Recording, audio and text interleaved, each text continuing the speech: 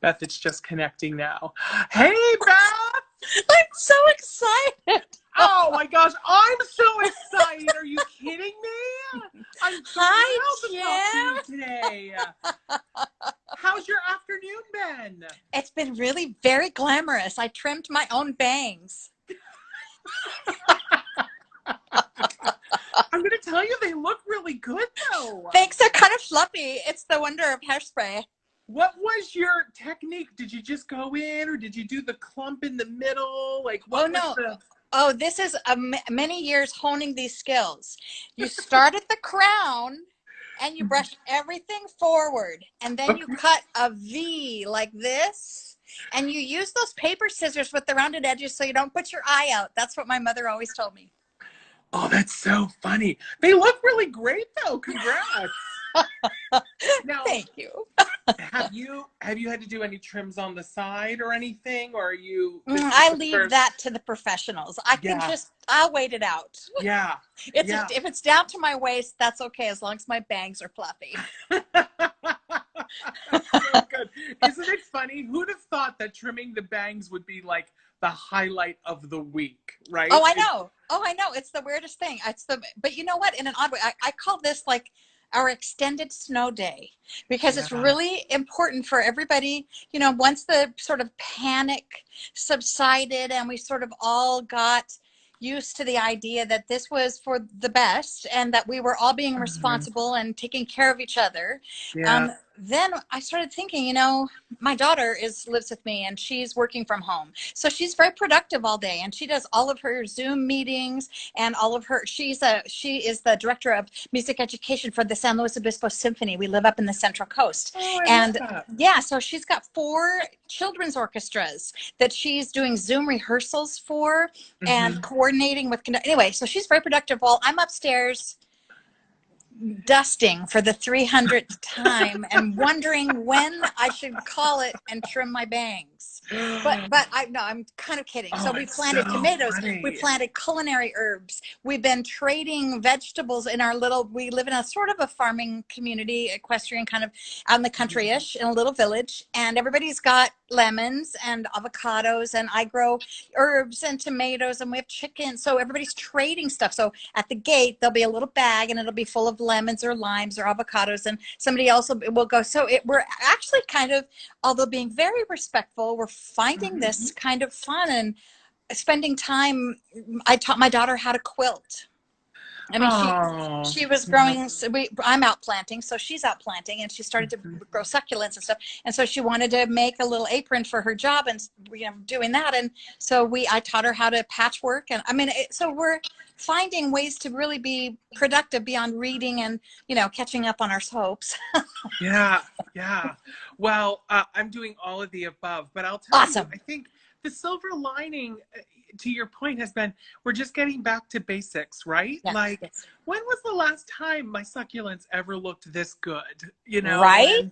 And quilting, like, my gosh, like, I remember my mom. My mom was watching Y&R and doing her quilts. My mom's from Texas, and hand stitched, and then she moved to machine. But so I think that's the gift here, is we're all getting back to like a previous version of ourselves. We had kind of gotten too busy, It's true. And all of this stuff, although it's stressful to be in this situation, all of this stuff, what we're learning is there's a way to de-stress. There's a way to declutter. There's a way to change our pace that maybe is better for us, better certainly for the earth, the world, being respectful of each other, remembering that part of the responsibility of us harboring at home and wearing our masks and doing all those things is not just for ourselves. It's beyond ourselves, back to community and what we can do to keep everyone safe.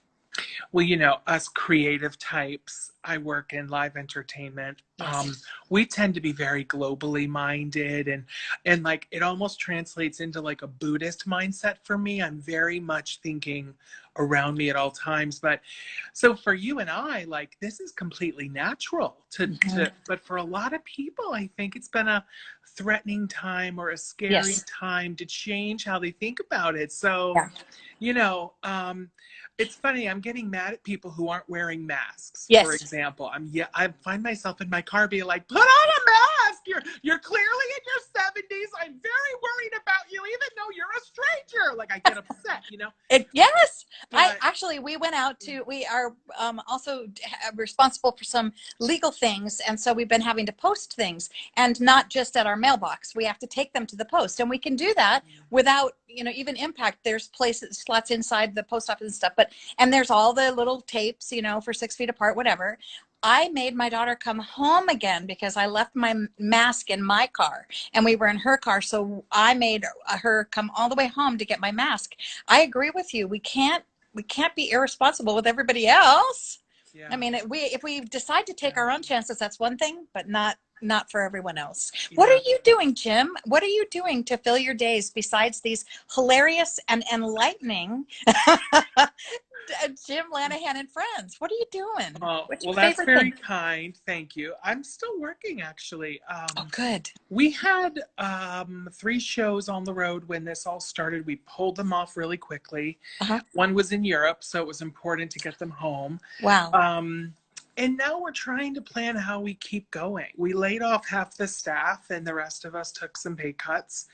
But it's tricky. I, for 20 years, worked on Broadway shows, and those shows are very big. They rely on 2,000 people buying tickets 8 times a week. Right. That's how they make money. And if they don't make that much money, they can't go out. Right. I'm lucky. I work on smaller stuff now. So we're able to come back a little sooner, but we're still with social distancing and different rules, like from market to market to market. It's very different. So now we're trying to reroute all the shows. It's been tricky, Now, Jim, so are you saying that there are people that there can be live performances right now? Well, there are 5 states that never really shut down, which baffles my mind, right? That's amazing. Crazy. But slowly they're starting to come back and think about, like Texas is thinking about, okay, if I have a venue with 1,800 seats and I cut that back to about 800 seats and I seat 4 seats in between every group, what does that look like? And you can't, gone are the days of, I want to sit in that seat on the seating map, right? Like, now it's just come in with your family who you are quarantined with, who is safe to be with. And then an usher will 6 feet away guide you down to the best available seat. And like, it's just a different world. And we're figuring that all out now. But it's possible, and people are performing, and there is a way to do that with respect and safety. Yeah. Wow. It's going to be tricky, but we'll get there. We can't not, and I know you understand this because I know you've done theater a lot in your lifetime, but we can't not come back to live entertainment. It's a special kind of connection that we all really need right now, And there was a period of time when all this computer generated stuff, and everyone was saying, oh my gosh, computers are gonna, there are even, I have some lovely elderly neighbors who, and maybe they're right and I'm just clueless, who believe that characters in series of commercials for various products are robotic, that they're animations that are not real people and stuff. And so there was this big concern amongst performers that we were going to be, artificial intelligence out of the workplace. There's something about live that you can't imagine or predict or program, or there's something about live. So you're right, it's necessary. It's the energy exchange that I think we're specifically all missing, being at home all day. You get that exchange on micro levels, whether you're at a restaurant, whether you're at Nordstrom Rack, but in a theater, holy cannoli, it's palpable. Yeah. I've hijacked your interview. You had things you wanted to talk about. Oh my gosh. No, I love to play. I could talk to you for 7 days. So the format is Jim Lanahan. Well, first of all, we have a little bit of a theme song, which may or may not be familiar to you. Okay. So did you know I can tell you some of the lyrics. Wrote that song. What did you say? I said I can tell you some of the lyrics. Henry Mancini wrote the theme. Nadia's. That's what I learned today. He wrote it. It's called Nadia's Theme. Who knew? Well, I knew the Nadia's theme part because Nadia Yeah. Comaneci, remember, well, you don't remember, you probably weren't even alive, was the gymnast that used this theme for her Olympic win, right? Okay, wait a minute. I didn't. I have to stop it. I didn't realize that. So the What? song Are you? already existed, and then the Yes. Y&R producers, I'm assuming it was Mr. Bell, right, Yes. said Mhm. we want that song and pulled Yes. it. Yes. I had no It, idea. and that's why it's called Nadia's theme in parens by the Young and the Restless theme, because Nadia used it for her what do they call that, a freestyle, her Olympic performance that won the gold. Yeah. Oh my gosh, I had no idea. Yeah. That's good trivia. See? Oh, see, I've got Yeah. lots of surprises in You're the an trivia insider. zone.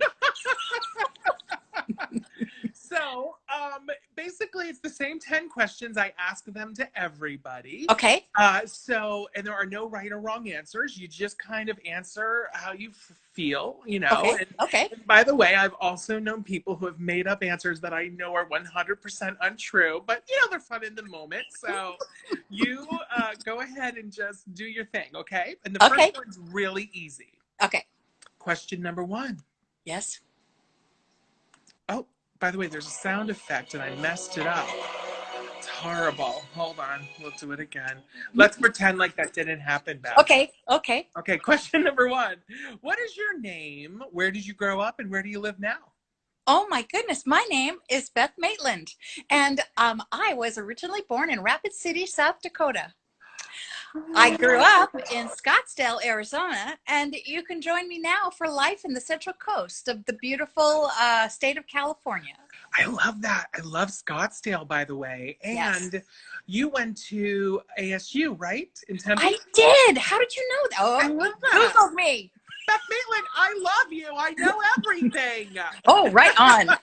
Wow, this is going to get colorful. Now, did you do theater? Because ASU has a great theater program. They do have a great, but at the time I was there, I was in music theater, which was it was a music degree with my voice was my instrument. And I sang with their lyric opera theater company for 2 years. And I also crossed over to the theater department. So I took all the theater courses, etc. But I also had to take voice lessons and piano, and I had to have a music background as well. So I have a music theater was my degree program. I love that. I love that. And I have to say, some of my favorite episodes of Y&R back in the day were when you got to sing. I loved those. Do you remember those old concert episodes they would do with Absolutely. You, Lauren, Danny, Gina? Holy crap, I loved them. Maybe the best days of my life.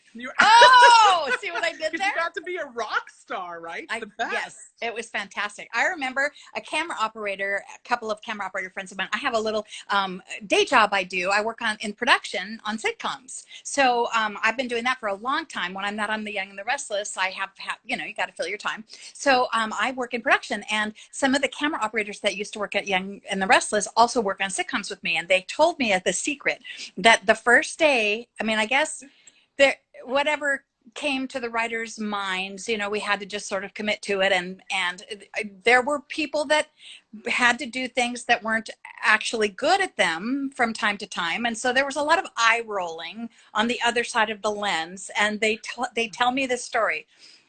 In the first time Tracy ever sings, Danny is singing and she wants to be his fan club president, and she's gazing longingly from the crowd, and Danny decides to help build her confidence. So he pulls her up on stage to sing a duet, and a lot of eye rolling from the camera department. and they started the playback of music. I think we had a live band in those days. They started the music and I started to sing. And I understand that there was a moment of out of focus while every camera operator leaned on the other side of their camera and went, because I could actually sing, and they weren't quite sure how that was going to go. So that was a lovely, flattering, fun little story. I love that. Yeah, Yeah. they were always my favorite. And they looked like mini videos. Like, They were amazing. They're so clever and creative, amazing production values. And literally in those days, they could have hundreds of extras, and they hired like Raiderette cheerleaders and gym and all these people to do, so you know, good. jump and scream and do tricks. And it was just an amazing time.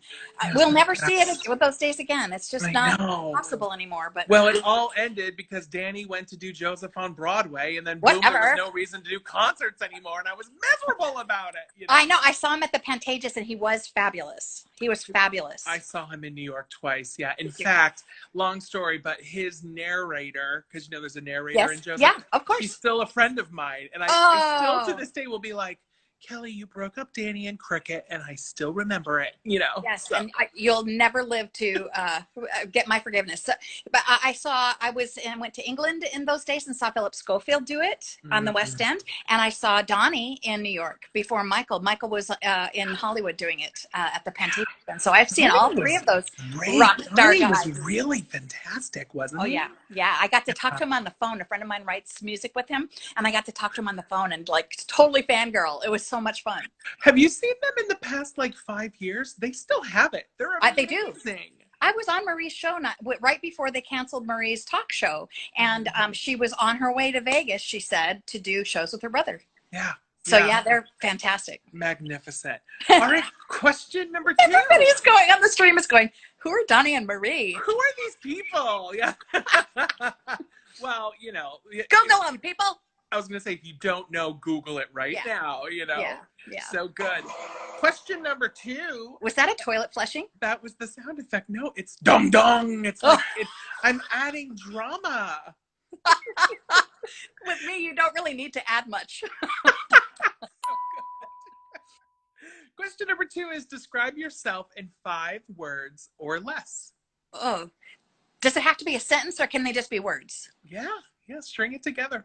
Mother, actor, pet lover. That's 2. That's 4. Quilter. I love that. I love it. Tell us about your pets. Dogs, cats? Yes. Goats? Yes. Yes. All of them, really? Pretty much. I live on a little farm, and I don't have all of them now, but I have right now I have 2 Bengal cats, 1 sleeping right there. That's Raja. Did you see him? Did I get him? Yeah. Okay, so I have 2 Bengal cats up here that are rescues. Downstairs, I have my puppy is a Scottish Deerhound, Agatha. And then I have a rescued Jack Russell Terrier cattle dog mix and my daughter's Australian Shepherd. Then out front, I have, standing right now, 2.5 horses. 2 big Frisian horses. One of them's a rescue and a rescued miniature, they call it a cremello, but it's a little blondie. So when they stand, the 2 big black horses and the little blondie in the middle, when they stand in the pasture, they look like an Oreo cookie. I have also have chickens, goats, sheep, 2 miniature Mediterranean burros. We had bunnies when my daughter, wild bunnies that were really just let loose to be wild. They weren't really wild, so we saved them. So we had like 6 bunnies, and every 21 days another 12. And then let's see. There's any other ones. My daughter liked betta fish when she was really little, and she would love it. She's 24 now. Every time we go to get pet supplies, she wants to get a lizard. And I'm, honey, when you move out, okay. So, we love animals around here. We have lots of fun. I love it. That was always my mom's rule too. Like if it wasn't petable, I couldn't bring it home. So like or nothing had with salmonella. a scale or no snakes, no lizards. Yeah. Ugh. I love it. Question number 3 is a trick question. Oh, good. How did we meet? We met today. Yes. Online, because we have mutual friends who couldn't be more wonderful, who we would do anything for, and we have this sort of mutual admiration society that has come to completion at 6 p.m. Pacific Standard Time.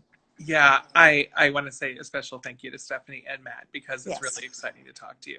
And they are the best. likewise. And you get to work with Matt often, right? I do all the time, but you know what? We also have inside, outside of show business friendship.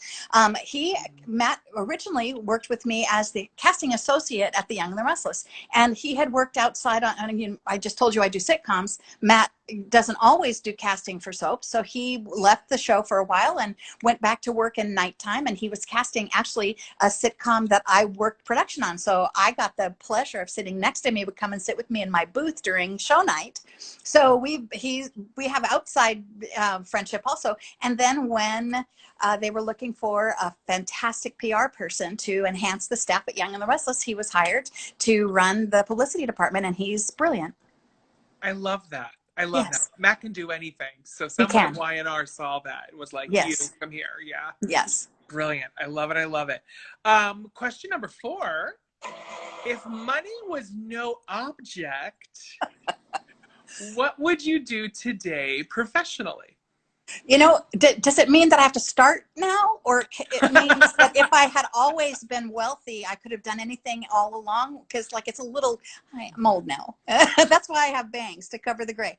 No, I'm kidding. But does it mean starting now, or does it mean, because that'll change my answer? I think it means in general. Yeah. I think it's always a trick question for my friends who perform because Yes. my friends who perform never expected to get rich acting in the Right. beginning, right? So, Right. yeah, yeah. Well, okay, so I'll give you both. I'll give you the short answer. If it were to start right now and I won the lottery, let's say, and had, you know, many millions of dollars, I would, in the lovely central coast of California, where it is the most temperate of any place in the United States, I would buy a beautiful ranch and I would divide it up and I would hire lovely people who I have come across for my entire life to manage animal rescue. I would have horses over here and I'd have smaller animals over there, and I would have all these. I would love to employ, because most people that do animal rescue are never paid for it adequately to the amount of generous kindness they are giving back to the world. So I would love to make them rich too, with all of that. So that would be a dream, you know, a sort of dream thing if it ever, if it landed in my lap today. However, if it landed in my lap when I was 20, I would love to be to have a film company and develop projects that, I mean, this is kind of weird, but whatever, you asked me.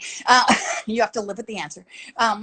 Probably I will too. I would love to develop projects that are not fluff, not.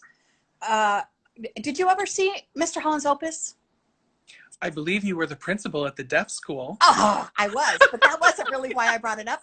Movies like that, movies that talk about, that tell real stories or based on real stories about people who make gigantic contributions to the world, to the world condition, to not just Americans, but whomever. And I would star in all of them. Just kidding. I would. I would want to act in many of them, but I would love to be able to have the power and the change to impact bringing amazing material for everyone to enjoy. When I was a little girl, Jim, back when you were commenting on your teacher's open-toed shoes in the rain, um, you guys are going to have to look at his stories to understand that comment. But anyway, when I was little, there was nothing I liked better than going to the theater, going to the movie theater, especially because when the lights come down in a movie theater, all of a sudden there's permission, and see if you don't agree, there's permission for us to have feelings. You can laugh if you want to, you can cry if you want to, and there's no judgment. In a movie theater, when you're an audience, you're sort of expected to expose your emotions, and it's fair, and it's not, no one laughs at you, no one judges you, it's all acceptable. And I remember thinking from being very young how much power there was in that, to have a place where, you know, it's not at the bank where you're not allowed to get frustrated and cuss people out, or the post office where you shoot people when you get frustrated. It's an appropriate place to reveal your emotions, and there's so much power in being a person who can cause that to happen, who can push those buttons.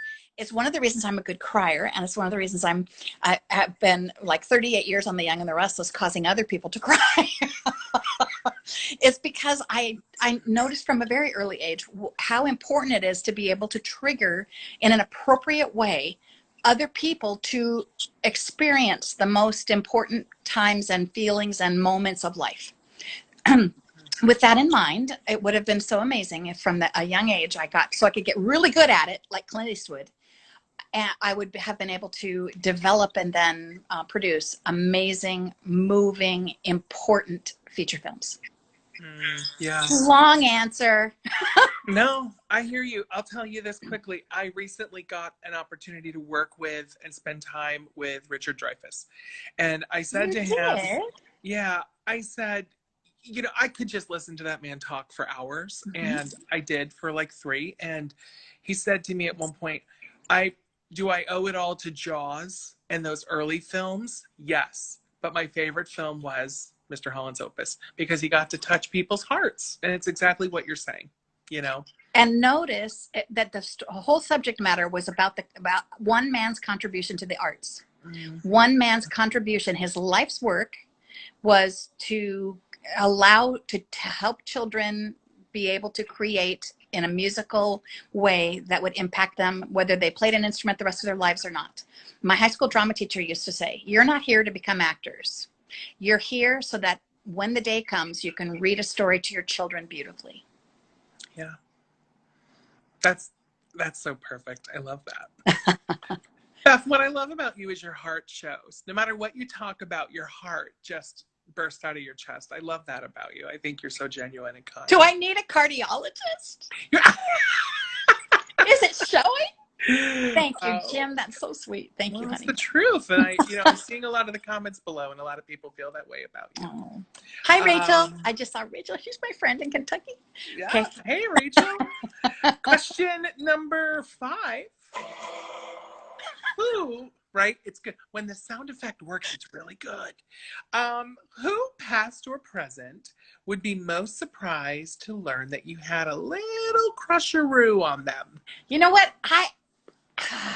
That's so hard. I have a crush on someone, but I don't know them. So I can't really, it's not going to be a surprise. And the fact is, anybody that I had a crush on, it would be no surprise because they either knew it. As you can tell, I'm not very stoic, and I'm not someone who hides my emotions all that well. So if I was crushing somebody, they knew about it. So, but there is somebody like, a celebrity crush I have kind of. Is there a chance you'll meet that person? Oh my gosh. I don't think so. I wish, but I don't think so. He lives far away. He lives on the East Coast and is a TV star. And it's like, okay. James Corden is not him, but James Corden is my mommy crush. I call it a mommy crush. It's like, if I had a son, I would want him to be James Corden. This guy, if you have a lot of ifs in your question, all of your questions are like, if you had $1 million or 10, 20, 70, if this happened or that. So, since we're talking about ifs, if I lived back east, I would want to be on his show. And one of our guilty pleasures is not watching soap operas around here during quarantine. We're binge watching from the very beginning, Blacklist, 7 seasons of Blacklist. James Spader! It's James Spader. And I'm fit to be tied that he's married a model who's a foot taller than he is and 12 years younger than he is. I'm fit to be tied. How dare he marry a model? So James, darling, if you're watching, Yeah, oh my God, hit up Beth, And here's the thing. I just, from watching his lifetime of contribution as an actor, it's like people say a little bit about me. If you see me work, you probably know me pretty well. I feel the same way about him. And although some of it's dark, it's still, I just admire him so much. I think he would be a gas at a cocktail party. Just saying. When I lived in New York, they used to film the show on my street in Astoria occasionally, because I lived near Kaufman Astoria Studios. And he would always just be hanging out there looking dreamy. Totally jealous. It's a solid pick, Beth. He's gorgeous. I'm not surprised. Yeah. My goodness. Next question. What movie or TV character do you, this might be a trick question for you, do you most strongly identify with? Auntie M from The Wizard of Oz, hands down. You know, I've always thought, who in the world would want to go home to that? Seriously, who would want to go home to that?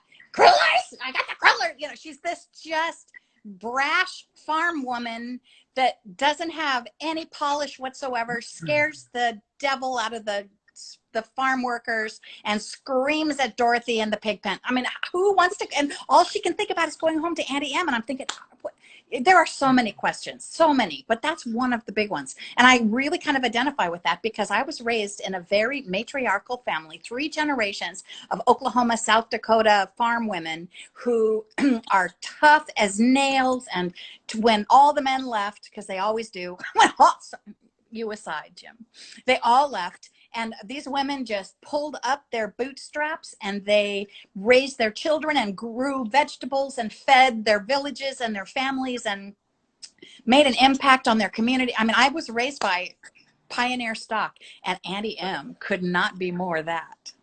Yeah, I she love is that. nothing if she isn't a survivor, that Auntie M. Strong, smart women. They're always my heroes. I hear you. Well, yeah. I don't know how smart she was, but she could make a damn good thriller. Question number 7. It's my favorite question. Oh. For what reason might you find yourself on the cover of a tabloid? Here we go again. I'm just an open book. I can't think of a single thing. I'm so rigid. There's black and there's white, and I don't embrace the gray area. So I don't think I would ever be on one. I don't know that I'm that interesting, but also my life is so black and white. I just don't think that I've pushed a lot of limits. I don't drive the speed limit. That's not true. But almost everything, I mean, I file my taxes earlier than on time. I do everything I'm supposed to do. And I don't know that I would ever make a tabloid. I don't think I've ever been that adventurous. Do you find yourself driving a little faster than you should now that there's no one on the roads? Well, you mean nowadays? I just do it all the time. But you mean nowadays? Well, I'll tell you, Jim, my commute is about 2 hours and 40 minutes to work. Mm-hmm. So at 3 in the morning, it might as well be quarantine, because when I leave for Young and Restless at 3 in the morning-ish, I can go really fast. How do you do that, Beth? Do you keep a place in LA if you have to work multiple consecutive days, or do you go back and forth? I don't go back and forth. If I do work multiple days, I have lovely friends that I am thrilled that I get to spend time with. It's a way for me to keep in touch with my pals. I stay over. It depends on which studio, because when I'm doing my sitcom work, I work at other places than the Young and the Restless. So there's all different studios, and I have pals all around there, and I get to spend time with them all, and it's really a pleasure. It's one of the benefits of commuting. And I sometimes, every now and then, if it's late or lengthy hours, I'll stay at a hotel, but usually I stay with friends.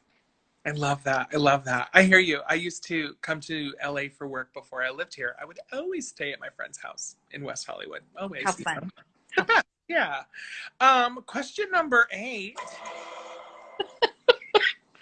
I'm getting used to it. Right? I know, who doesn't love a dong-dong, right? Dong-dong. Question number 8 is, do you prefer the white meat or do you prefer the dark meat? White meat. Look at me. Really? White meat, yeah. Oh, yes. Oh, yes. Tends to be a little dry, but so satisfying if it's perfect. Oh, okay. So someone had the most interesting answer to this question recently. They said, white meat if I have gravy, because it tends to be a little dry. But if there's no gravy, I go right for the leg, right for the thigh. Wow. I thought, wow, you really thought that through. I think a lot of it for me is being raised in a family where everybody else got the dark meat first. So yeah, you make do. You figure out a way to love what you have. Totally. Yeah. The next one is, what's your favorite curse word? Oh, the F word for sure. But only if it ends in ing. Hard ing. There's no in apostrophe allowed. It has to be used rarely and specifically. I have a friend who's a retired English teacher, and she's a brilliant writer. And she says that cussing is laziness, because it is a time when we don't use our minds to find the proper and exacting word to describe our feelings, because we have so many to choose from. There is always a better way. I've also read that people who cuss are smarter. They have higher IQs. Mm-hmm. I would like to go with the second one and use the F word with an ing hard on the end. I agree. I think people that can find the right time to throw down an F-bomb. Oh, yes. And it makes you think and then chuckle a little bit inside. It's like, oh, good work. And look who's saying it. So there's even this extra, extra impact. I know. I love it. Yeah, you gotta be, sparing though. It has to be perfect. My mom had a stroke a few years ago, and she's gotten less verbal. But when my mom gets frustrated and throws down an F-bomb, it's so good now, because to your point, it's a specific time and place. It doesn't happen all the time. And it just makes me go, oh, okay. She's really upset about that, There's so no way to put a finer point on that. Yeah. Fantastic. Yeah. I have to tell you, I have been watching Y&R more than ever during quarantine. Mm-hmm. And because of my mom and being a caregiver for my mom, the Dina storyline right now is tearing me up. Beth, I've had to fast forward twice through it because I was just sitting in this chair sobbing. Oh. It's so gorgeous and so true to life and so relatable. And thank you all for handling it with such delicate and respectful terms. It's really gorgeous. That's lovely to hear. And of course, we have very little to do with it. It's all coming from the writers. And it's 3 generations of writers back that this story started.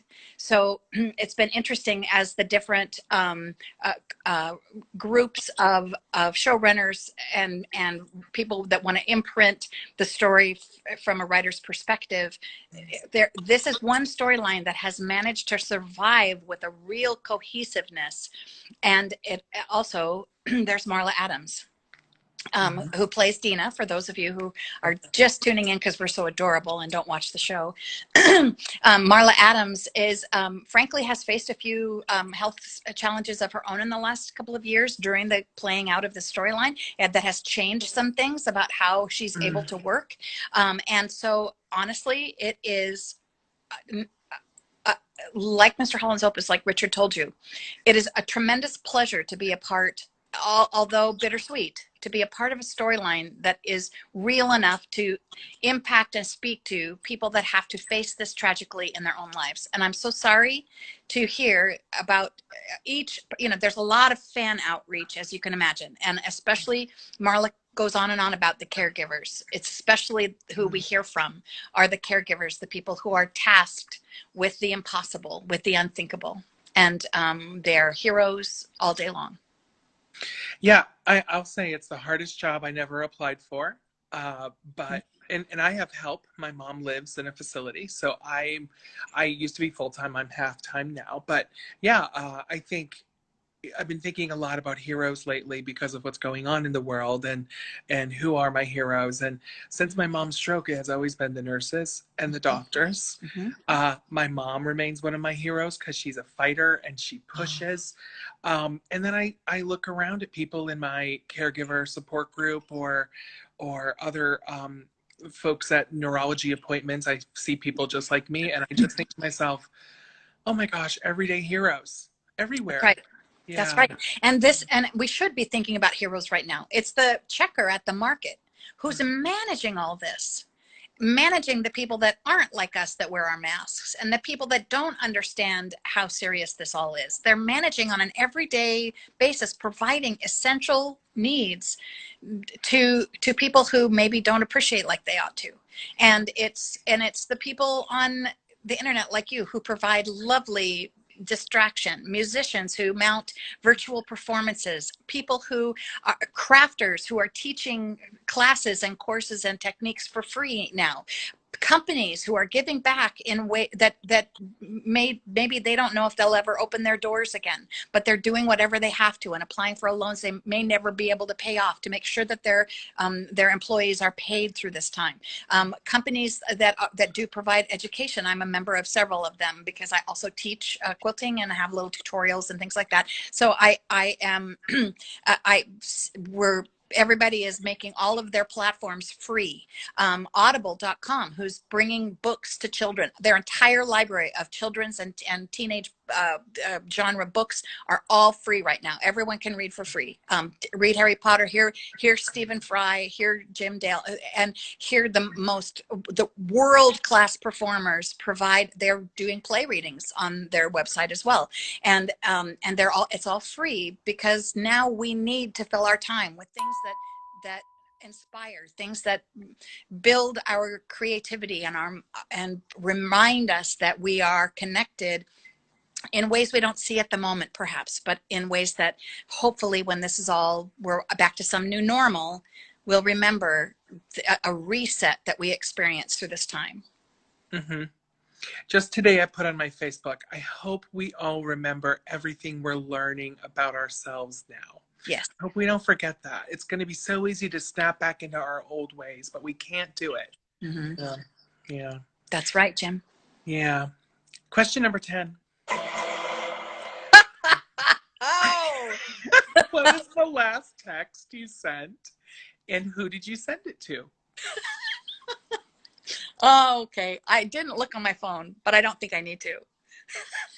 It was to my daughter, Emilia. I thought you said you were coming up here so we could go to the post office. It's nagging, a mommy nagging her daughter. It was a nag text. She it wasn't stood you exciting. up. She was just nagged. dawdling. You dawdlers, you children dawdlers. And so see what I mean about not being on a tabloid? That is what's on my text stream. It's not some hot, naughty, nagging my daughter is what's on. I will never be on a tabloid, Jim. Don't even hold your breath. Mm-hmm. But can I say, like, I think it's what makes, people are two things. Number one, people find Tracy so relatable. And it's because, honestly, it's because Beth brings so much Beth to Tracy. And you're so open and generous of spirit and time. And as I said before, you wear your heart right on your sleeve. And that's why people love you and love Tracy. And you're the OG Tracy, like I remember some other actors playing other Abbotts, but there is one Tracy that lives right here and right here for me. And so I think it's part of what makes you really special to your fans and fans of the show because, you are you. Like if you were on the cover of Tabloid, we'd all be like, something happened to sweet Beth. Like what happened? Did she get drunk? Did she get drugged? Like what happened? Well, that's not like I haven't ever been drunk. It just didn't land on a tabloid, honey. And the internet makes all of that really easy to make mistakes. You never quite know where you're going to be photographed and by whom because reporters of the world, all they have is an iPhone. Yeah. But thank you for saying that sweet stuff. Thank you. I take it really seriously. It has always been important to me to be Tracy and to be the Tracy people need. I signed on and didn't know what I was getting into. I started receiving the first summer I worked on the show, teenage character with a weight storyline every year for 3 or 4 years. It included drug overdose, on diet pills, bulimia story, competition because of weight, bullying. And I started getting suicide notes at 24 years old. I didn't know what to do with that. So from the very beginning, it was really important to me. And there wasn't the internet where you could send somebody a helpline, It was really important to me to take this seriously. And I feel like I have, and I feel like Tracy wouldn't be who she is without me. And likewise, it was so impactful. Without this opportunity on The Young and the Restless that has been 38 years in the making, I would absolutely not be who I am today. Yeah. And now speaking of old storylines, I just want to do you mind if I tell you, very recently, I had a friend send this to me from New York, and you may have seen it on my Instagram feed. It is Soap Opera Challenge, the Young and the Restless edition. And I am told that you have an institutional memory in regard to early Young and the Restless episodes. And I have picked out some very special questions. Oh, goodness. I was hoping to ask Jim, just, because we're winding down and we only have a couple of questions left in my list. So I thought I would ask just a couple of you. And the good ones, some of them are completely vague and obscure. These, I think, are somewhere in the late 80s, early 90s, Young and the Restless. And I've just highlighted, oh, you know what? I'm going to have to actually, it's getting dark at my house, so I have to actually put on my little specs. Oh my gosh. And now if I'm reading this, can you see the answers in my, all right. Question number 1 for my friend Jim. Where did Kay Chancellor and Jill Foster first meet? And maybe if you've been watching the flashback Catherine the Great week on the show, you might actually know the answer to this beyond just knowing. Well, I can't remember the first meeting, but of course Jill was Philip's mother, and this was way before young Philip, right? Because Jill had, maybe this is the answer you're looking for. Jill had an affair with Catherine's husband. Right. And then they had a son, young Philip. Right. And then. But you got to remember seeing these scenes, because they couldn't have been, Brenda Dixon was playing the role at the time. Yes. And where did they actually physically meet each other face to face? I'm going to say, because it's YNR, it's something juicy. Like Jill was in his bed and Catherine walked in, or something juicy. No, but let me tell you, because I have other good questions. Okay. Jill was a manicurist, and they met at a hair salon. Oh, it's so and there good. were actual scenes with Brenda Dixon doing Gene Cooper's fingernails that I remember them taking on the air. Okay. So now we have another one where you're going to be able to make a comeback. What serious health problem did Tracy's preoccupation with her weight lead to? Oh, you had We're going to go to you, disorder, Jim. right? An eating disorder. Oh, I had so many, but yes. Bulimia. Wait, yes. Was there? And and because of it, I crashed the car, and they arrested me and put me undercover to find the pusher. Wait, did you have like a hypoglycemia thing, or No, I was addicted to diet pills. I actually, I shouldn't have said this. I kind of leaked the story. I was addicted to diet pills, and I had a pusher named Sparky. I don't know if you remember Sparky. And I was doing, and I was racing. I was driving in my Trans Am. Why would Tracy drive a I was driving in my Trans Am, and the camera operator and the executive producer were in the back seat of a Trans Am driving through Hancock Park. And I had to pretend to swerve the car, pass out, and crash the car. But they didn't put me in jail because I went undercover, because my friend Stephanie Williams played her. My Amy's dad was Brock Peters was played by Brock Peters from To Kill a Mockingbird. Brock Peters, brilliant actor of all time. Yeah. Brock Peters played the police chief, and he put me undercover to frame Sparky. And we got him. Don't you worry about it. Gosh. Okay, so how is Jack Abbott related to Paul Williams? I feel like I should know that one. I feel like you should too. Institutionalized memory, Steph. No, well, it's Stephanie claims you have an institutional memory. I know. Well, it depends. Like, if it happened before like 90s where I came in hard. Okay. Then let's skip. I will tell you.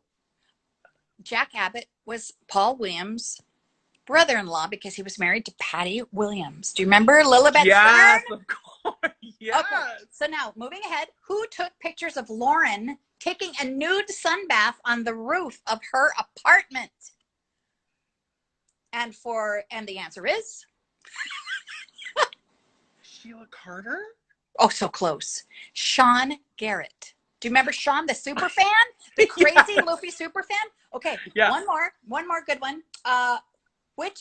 That's too hard. Which record company did Danny Romalotti sign with? I don't even remember that. Oh, here's an easy one. Where were Tracy and Brad married?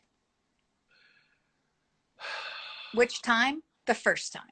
The first time you and were the married. second time. Both times at the same? Mm-hmm.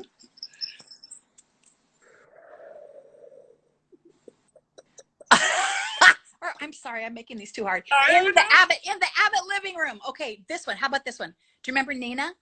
Do you remember Cricket's best friend Nina? Of course, yeah. What was her Locked in last the attic, name? had a baby, yeah. What was her last name? Oh, Nina, wait, Joe Foster, Nina. Oh, it's so funny. I just said it to Stephanie like 2 days ago. Webster. Nina Webster. And you want to know the truth? Nina, yes. When Nina had that baby in the attic is when I got addicted. That was right around 1990. So Sean Garrett was around then, the character Sean Garrett. And remember, Tracy was singing at the Torchlight Club. And Sean was Lauren's super fan and paid all of the audience people waiting in line to go in and hear Tracy open the club. He paid them all to leave, and there were no people in the nightclub for her premiere. But it was one of my favorite musical performances on the show of all time. I sang Here's That Rainy Day with a pianist, a stand-up bass, and an interesting stringed instrument called a Chapman stick. And it was a trio and me singing Here's That Rainy Day to an empty house, and it was fantastic. I'm just saying. Okay. I think I'm doing better with your questions than you did with mine, and I'm sorry they were so hard. Well, Stephanie set me up as like a Y&R expert, but all the early stuff, I'm like, oh, I don't know. Yeah. I was going to ask you, like, also the other day, Cassandra was on, because the quarantine, they're playing the rerun. Yes. And I had to look up Cassandra moment because I saw her and I was like, oh, she's so evil. But also I think like she stole my husband. She got Brad and the house. She got the freaking mansion. And what point Brad was with Ashley? Like everybody took Brad from you. I was miserable about it. Another case where I was fit to be tied. James Spader and Brad. They all kept taking him. Oh, well. My God, that Dawn, though. What a dreamboat. Who was your favorite of all of them? So you had Brad and you had Steve, and there's more, but you were married to both of them, right? Who was like your favorite leading man? And was it different off stage? Like, do you have an all-time favorite off stage? I have been this is super hard question because I have been so fortunate. There was Michael Damian. There was Scott Palmer, who played Professor Tim Sullivan. There was Don Diamont, and then Don Diamont, and then Don Diamont. And there was Greg Wrangler, who played Steve Conley. And I'm not kidding. Every single guy, not only dreamy and knee weakening, in terms of just being around them, but hilarious and fun and made everything about working with them a pleasure. Michael Damian was famous one day for coming into the hair and makeup room and saying, okay, everybody, I just had a meeting with Bill Bell. He says, Michael, you're going places. Are you packed? So he was, the king of the one-liners. And Don Diamont was just super dad. You may know he's raised his sister's children, his brother's children, and his own children, and has done it with absolute generosity and kindness and love. Just amazing guy. And Greg Wrangler, hilarious. His father's Scottish, so he does the best Scottish accent of any American I've ever met. I'm Scottish. Also super funny. So I can't give you one because every single one of them. Scott Palmer, who played Professor Tim Sullivan, Tracy finally gets it. His father was a brain surgeon in San Francisco, and the brainiest guy I ever met. And he'd been on New York soaps and stuff in your neck of the woods. And so every single one of them was just amazing. And I am so, so fortunate. And I'm just so sad that I don't get to see them all the time. Yeah, I love, this sounds so horrible to say, but every time there's a funeral and they bring people back, it's like, oh, thank God I get to see all my favorites. Because I do feel like extended family a little bit, right? Did you like Victor's big party for his 40th thing, that big episode? Yes. Yeah, amazing. And I have been in hog heaven this week with the Catherine episodes, Yep. and and then on Friday they've been doing them. It's spectacular. I love it. Hey, the bonus question for you is a little different than I ask other people, but Okay. it's special for you. Where do you keep the Emmy you won in 1985? Let's go see, shall we? Yes, it's exciting. Dun, ba-da-da-da-da-dun, dun, dun, da-doo-dee-doo. Doo-doo. It's on, it's There on she my is! piano. Amazing! Can you see that? Did I show it? Okay. Wait, where is it? Yes, Out of the way. It's over there. It's on gorgeous. my piano. And usually it's in the closet, but I actually was hoping that I would win another one so I could put it on my bookshelf as bookends. But that day hasn't come just yet. I was nominated last year. And so, but 34 years later, I think I hold the record for the most dry time in between nominations. I know. Yeah, step aside, Lucci, because that's a record. That's amazing, right? Yeah. That is amazing. You'll get another nomination. We'll It'll see. happen. We'll Well, see.